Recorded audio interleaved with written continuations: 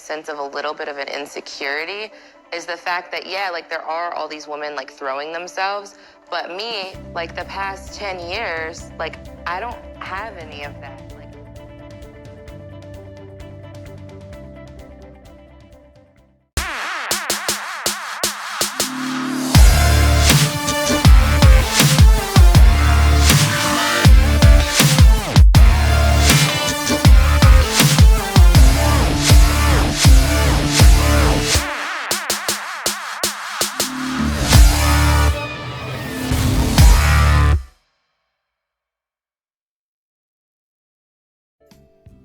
Welcome to Can We Talk? I'm Derek. And I'm Sonia. Thank you for watching. This is actually season 3, episode 2. And today's title is Know Your Wife, You'll Have a Happy Life. Know your wife, you'll have a happy life. So can we talk? As he giggles, you know, they used to call him Mr. Giggles in the military because he likes to giggle at inappropriate times. But it depends on what I'm giggling at. As he giggles, this episode was actually inspired by a Red Table Talk that Jada Pinkett Smith, her daughter Willow, and her mom Adrienne host on Facebook. And this particular episode highlight the wives of the Curry family. If you don't know the Curry family, that includes Steph Curry and his dad, Dale Curry, who was a former NBA champion basketball player. Mm-hmm. And very good. I know. Did some research, huh? No, I remember him. And so the wives of those husbands and new wives were interviewed at the Red Table Talk, and there was a comment that Ayesha Curry, which is Steph Curry's wife, made. So we want you to take a look at the clip, and then we're going to share a little bit about why we chose that topic for today. So take a look. Given me a sense of a little bit of an insecurity is the fact that, yeah, like there are all these women like throwing themselves, but me, like the past 10 years, like I don't have any of that. Like I have zero, this sounds weird, but like male attention. And so then like I begin to internalize it, and I'm like, is something wrong with me? You're not looking. What? You're not even looking. But I'm gonna tell you something else too. When your radar's turned off, because I dealt with that for years too. Like, and I was young. So what are your thoughts? I got a thought before you asked him that thought. Okay. I liked it. Mm-hmm. I mean, I thought that initially that forum was about women, it's just women, and I really enjoyed watching that. Mm-hmm, mm-hmm. Why? Well, it was good to see women coming together and being real. Mm-hmm. It wasn't catty. Right. It wasn't immature. It wasn't like, you know, they were really having some deep conversations and some revelations about themselves as women. Mm-hmm. And I just like to see that women can come together and share how they feel. But unfortunately, the media they tore her up. And they just, which is ridiculous, but it's like because they're in the limelight, because it was on, you know, national spotlight. Yeah. It was dissected. Yeah. But that kind of bothered me just to see all the different responses to that event. But okay, go ahead. I just wanted to share my Well, experience. for those that don't know, there was a lot of controversy about what Ayesha said, and what she basically was saying is she gets a lot of her husband gets a lot of attention because he's Steph Curry, and she doesn't sometimes feel comfortable when he's in the limelight and all the women are attracted to him, and she would like for him to be the one to introduce her. And the reason why is because she sometimes gets dismissed, and she said a comment where she doesn't like to be leveled off with other women, and people took an affront and offense to that, and I didn't understand why, because I don't want to be leveled off either. Like, I got what she was saying. I'm his wife, and when I'm in public, I need him to recognize that I'm his wife, and it'd be nice if other people recognize that. But the comment that she made that got a lot of controversy was that it would be nice to know if she could one day get that kind of attention, and she wonders if she's even seen by other men. And oh my gosh, the media tore her up. Now let me just say this. I applaud you, Ayesha, for saying that publicly. those women were extremely vulnerable around the red table. And Derek and I do social media as well. We have this forum, which means that everybody can see it, and we know we get criticized. So it's not easy to be vulnerable, share some of your personal stuff. If you saw last season's episodes, we were very vulnerable about some issues that came up, and it's not easy to expose yourself and then know that you're going to get a whole lot of criticism. Right. Because I would dare you to do that. If you can't do what we're doing, then save your criticisms, because you don't know what it's like. And that's how I felt for Ayesha. On top of the fact that what she was saying to me, most wives probably feel they're just not honest with themselves. So she was basically saying, if Derek walked into a room, and every time he walked into a room, because he's this famous guy and everybody knows him, they flock to him, they flock to him, they flock to him. At some point, the wife is gonna say, well, geez, I don't get any love. I don't get any attention. I don't get any acknowledgement. It sure would be nice to get a little bit of that. She's Steph Curry's wife, so she doesn't get that. And that's what she was saying. And then again, if you know temperaments, I suspect that Ayesha has an introverted temperament. So already being in the limelight is uncomfortable, which is why she probably would like her husband to introduce her and for the women to step back, because she doesn't really take to all of that attention, as well as a temperament like mine. Now, interesting enough, Steph Curry's mom, Sonia, said that when her husband was in the limelight, she quite liked it. She quite liked knowing the fact that other women saw her husband as appealing. What woman wouldn't?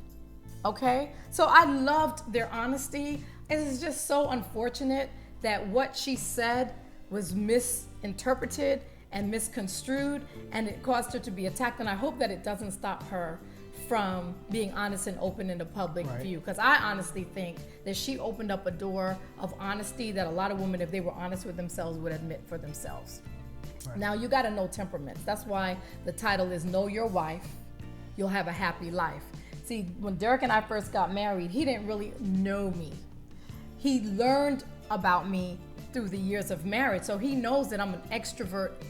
I'm choleric, sanguine. He Which had means to that know she that. talks and she does.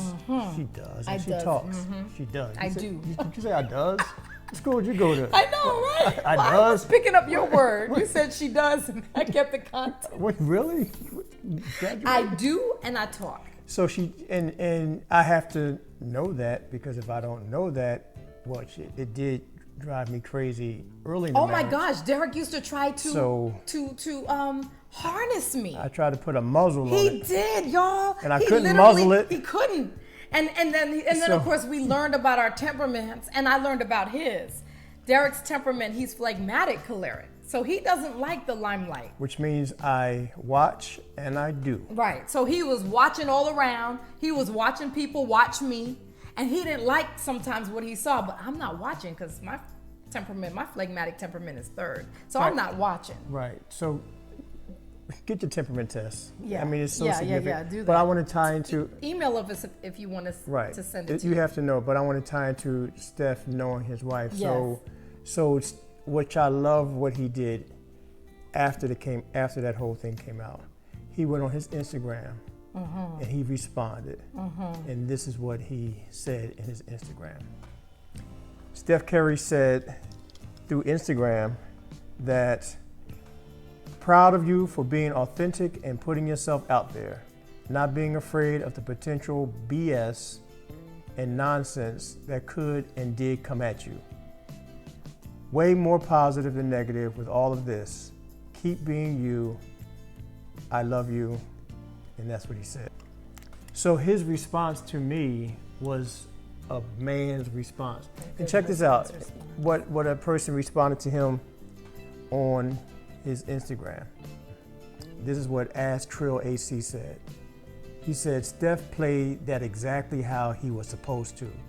Grown man behavior. Yes, That's what I he love said. it. Yes. He said grown man behavior. That's right. So in other words, he knew his wife. Steph knew his wife enough that I think he knew that she's doing her thing. You know, she's a restaurant owner. I think that's a chef and cover girl, and she's her temperament is introverted, but she's doing things to find herself and to do her thing. Right. But he still knows his wife that the media attack on her, she can't handle that. Or it would have hurt. It would have hurt more than and it probably did hurt. So I think they had a conversation at the house, and I think Steph says, I got you. Look, babe, you all right? You good? All right, don't worry about that. You did a good interview.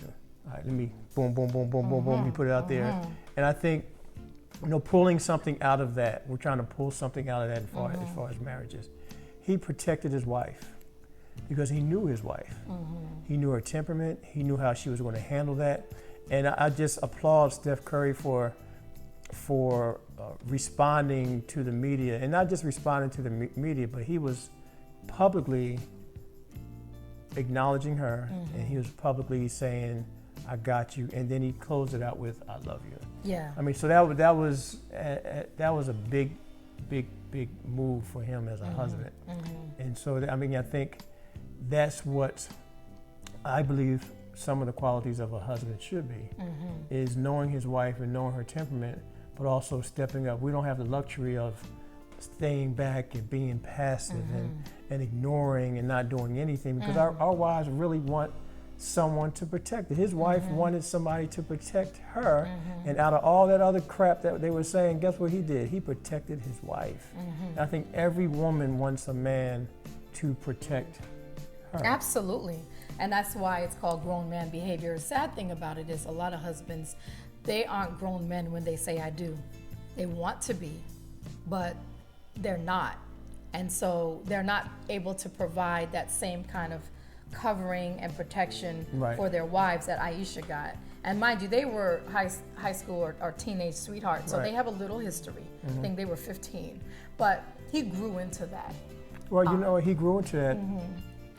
His father, Dale, was with him from the time he was a kid playing ball. That's why he's so good. His dad, he was with his dad probably all the time on the road playing ball. That's why he's doing his, and it's, listening to his mom, I can tell that they probably had their stuff coming into the marriage, because I can imagine, his, because she said Dale they were Curry. 18 when they met. I could imagine what that was like, but I do see that husband and wife made sure that their children were grounded into do not the perfect things, but to do what is right. I think Steph, that was in him. That was in his core. I could see that. That was in his core to say, let me do this. I could see that, because and he had that foundation. A lot of men, going to your point, a lot of men don't have that. 80% of men were not raised by their fathers. 80%. It's probably higher now. Yeah. And because they weren't taught and raised and educated and pruned and bred and those things, then you're right. We don't come into the marriage as grown men. We come into the marriage as grown boys, grown males, grown boys. And I can speak for myself, as well. So, so your point is so valid about not coming in equipped to be awake enough to say, I need to figure out my wife. I need to figure her out. But it's hard because I'm still trying to figure me out. Right. And so if you're thinking about getting married, men, assess your manhood. Assess if you're ready to be the cover for someone else, and whether you believe that you have what it takes to do that as a husband. I think too many people are jumping the gun and getting married before they're ready. And then the wives they say, I do. That's in last episode. But here's another observation that I got from the Red Table Talk with the women. Can I pause you for 1 second? Sure. Real quick, in 1 minute. Sure. We get a bad rap. You do. Men get a bad rap because when we come into the marriage and we're not equipped and we don't have the skills to be a husband, let alone be a man, then the wife has an expectation to get it. You should be a man, suck it up. I don't know what the problem is, stop whining. What's your problem? And then it's like, it's very challenging because we get a bad rap because we should know. And I think there should be a pause to say, well, man, my husband, his father wasn't there, and he was sexually abused by Uncle Fred, and he was left by himself because mom left him in another country. And what do you expect is going to happen when you and it's get like, married? take a moment, wives, and go back and know your husband. Take a moment. It's not an excuse. You'll find me to say this all the time. It's not an excuse. It's an understanding. It's an understanding that this is who he is, and then okay, that's who he is, And husband, you can't use that as an excuse now. You can't use that as a crutch. You got to do something about it. You got to do something about it. And You get can't some just help. keep on staying in that place. So I'm sorry to cut you off, No, but that's fine. That's a good point. But we just get a bad rap. Yeah, you do. I remember. You know. I remember when Derek said, "Give me a year or two. I'm gonna get this thing right." Right. He actually said that to me, and then he went and found help, and was working on it. And of course, we were still working on our marriage, but he was aware, and he was awake. And he said, "Okay, I'm coming back. Just hold on." Yeah, because you were tripping. I was? Yeah. Well, because I expected my needs to be met. I Right. expected him to You were. provide me security out the gate. I thought I was marrying my knight in shining armor. I didn't Right. know that he was, I was Clark Kent. You weren't a Superman. yeah, you were Clark Kent. I I was was Clark Superman. Kent. You weren't a Superman. And- I'm and Superman so- now. Yeah, you are. You say it. Say it. For the One more most time. part. Say it. For the most part. Call me Superman. Sometimes. Just say Superman. You're Superman. Here we go. Okay. But here's the thing, wives. Ooh, this is deep. Wives have the kryptonite. Yep. And Boom. some of y'all have crippled your husbands with it. And instead of being bitter and angry that you didn't get Superman, identify the fact that he's Clark Kent wanting to be Superman, but you got the kryptonite. So you can either make or break him. You And can that get a is lot the of flack truth. from that. You can I get a am lot of wives. I'm gonna get a lot of flack. You, I'm gonna get a lot of you flack. a But you know what lie, I'm go gonna back tell to hell. you know what I'm gonna tell you wives that are mad at me for saying that? Nobody put a gun to your head to say I do. Because nobody put a gun to mine. I should have done my due diligence, as one of my client wives say. She said, I just didn't do my due But you know, check this out. Kryptonite, going back to that for a minute. She owns it though. I love her because she says, I did not do my research and my due diligence Right. before I said Right. I do. And she does not blame anybody for that but Right. herself. And I couldn't blame anybody else for that but myself. So y'all need to blame yourselves first. Ooh, okay. Yes. Kryptonite. Yes. Eve Yes. brought the fruit. Yes. To Adam. Boom. Kryptonite. Boom. There you go. Because check this out. Adam held it, and I'm just imagining. He said, "This chick just brought me death." And then he looked at it. He was like, "Well, dang, Yeah, right. He looked at it. I Okay. can't live without that." Right. I'm going to eat it. And ate it. And that's what we did. Okay, so that was a good segue. Okay. Yeah. But here's the other part that I wanted to point out as Derek describes the role of a husband. Because if you notice, we're going to continue to take these real life media examples and we're going to explain the role of the husband and the wife within these examples. And I'm so thankful that we had this one because this is a good one. The Red Table Talk was good. It was really good. Kudos to all of you, Jada and Willow and Adrian and Sonia and Ayesha and Sidel. Kudos to you. I believe when the other sister just got engaged too. I can't Right. remember her name. Callie. So kudos to all of y'all. So check this out. Some of those wives that I just named suffer from anxiety.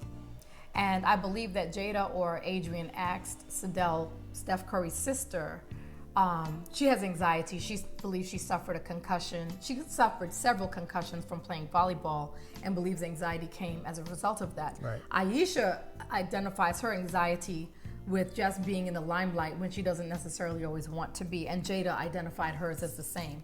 I suspect that part of the anxiety also has to do with the absence of their husband's presence because of by nature of their lifestyle. They're Right. basketball players, they're on the road, and Yeah. they're not home on a regular basis to provide the covering and the spiritual presence that a husband and a man brings. Absolutely, yeah. I remember when we first moved to Georgia, and then Derek's job was a charter school. He was the dean there, and when he left, y'all, we left in November, and by February, the school had fallen apart. That's how good he is. Go ahead. Yes. Thank you. Yes. And so they called him and they were like, look, we're not going to get through the school year. Please, can you come back? So at that time, we were working on finishing our book and we needed some funds. And so they gave him a bonus to come back and they paid him really well to come back. That turned into 18 months because the next school year, they were like, give us one more year. We were like, good. We have some bills we got to pay off before we start the marriage menders. Let's do it.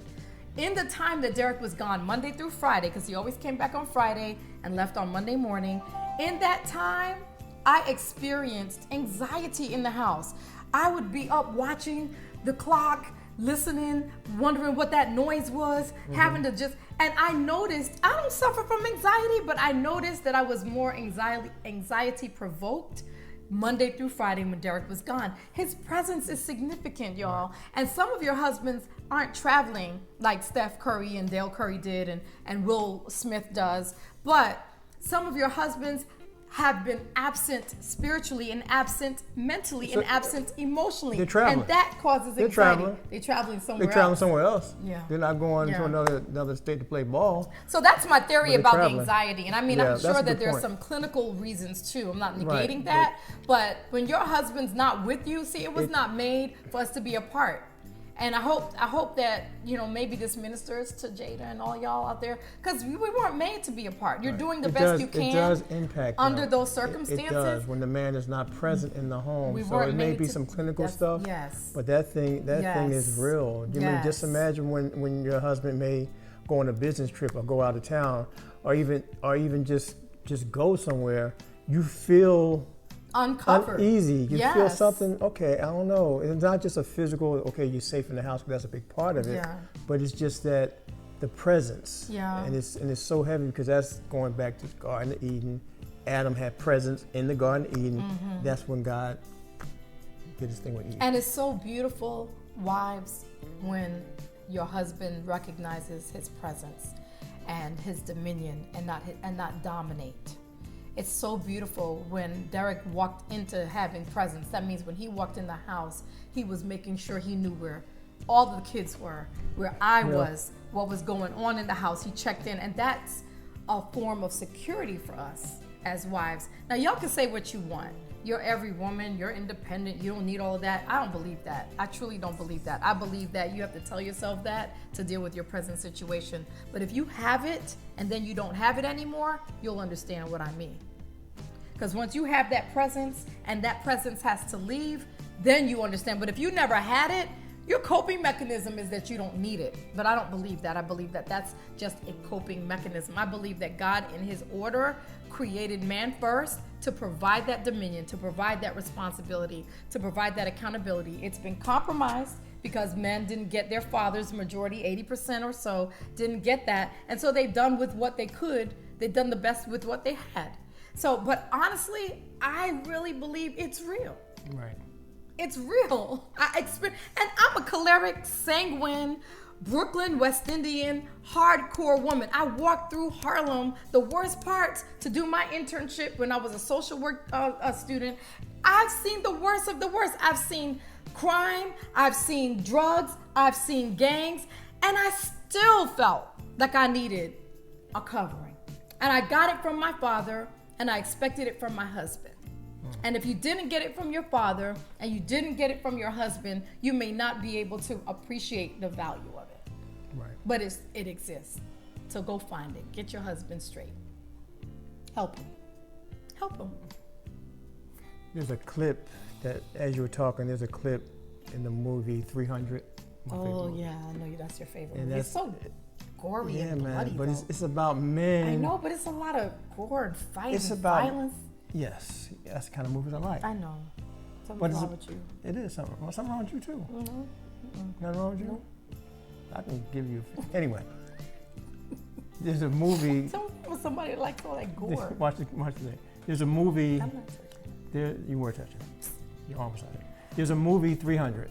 It's 300, and in that particular clip, because we're talking about men and just having that courage and not being afraid and just speaking into existence that you're not afraid of the things that are coming your way. Right. So the clip is that you have, and I'll just break it down, the bad guys and the other bad guys, but they're good guys. And so the bad guys come up on their horses and their shields and their army, like 10,000 of them. And so the guy on the horse says, throw down your weapons. So Spartacus, the guy on the other side, because he's leading the other group, he's saying in his voice, he turns around and he looks at him, because they're like a distance away, he says, come and get him. I love it. I love that scene. I love he it. says, come I and love get him. it. I love it. Which means that that man is saying, look, the enemy is coming after me, and he's telling me, look, I'm going to take everything you got. And I'm saying, come and get it.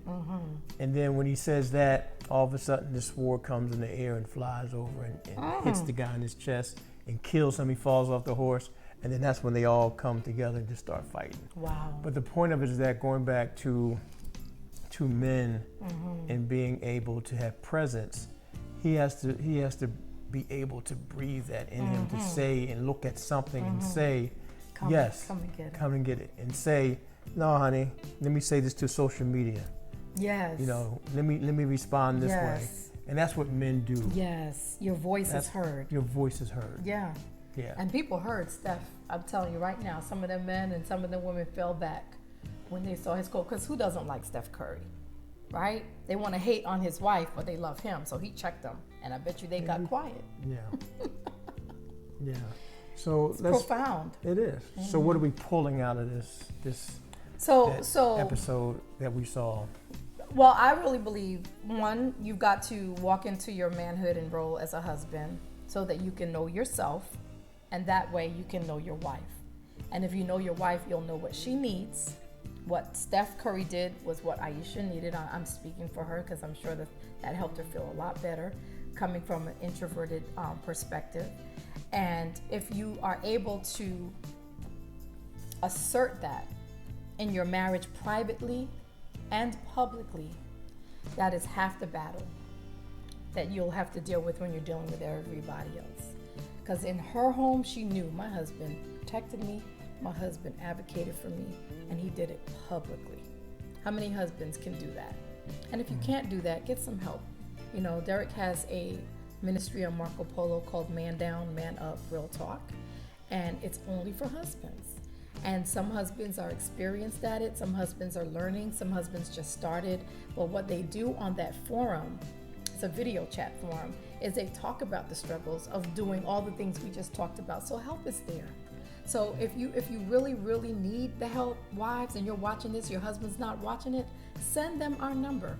Okay, it's on the screen. When you subscribe, you'll have access to our website. You'll see all of that good stuff. Say, babe, I think this will be good for you.